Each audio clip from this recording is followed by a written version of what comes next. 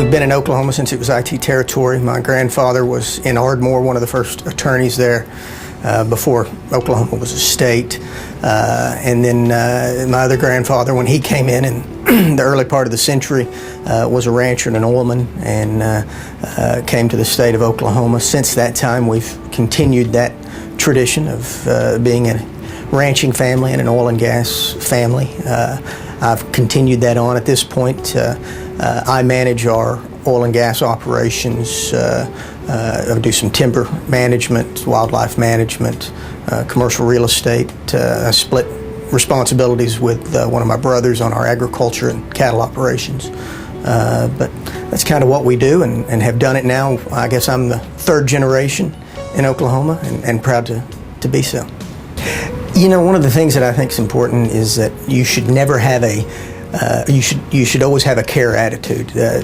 Never embrace or allow yourself to embrace a don't care attitude. I think it's important to always speak your mind and to volunteer for responsibility. When you do so, I think more responsibility comes your way and opportunities as well. I'd say my dad is definitely one of the people that I look up to the most. He's been very involved and managed all of these things in the previous generation. And like I said earlier, I think it's unusual, it's very difficult for a family business to make it into its third generation. Many times they're successful in the first, wither in the second, and die in the third. But I feel like my father was able to grow that business, has allowed us to be able to join him and buy the business from him, and all the things that he did, teaching us how to work, giving us a good attitude, a good work ethic. He taught us a lot. So I would say my father is definitely is the individual I look up to the most.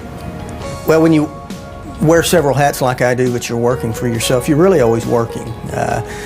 You might be off, but my cell phone is my work phone too. So in a span of 10 minutes, I could touch each and every one of our businesses in one way or another through a phone call or an email.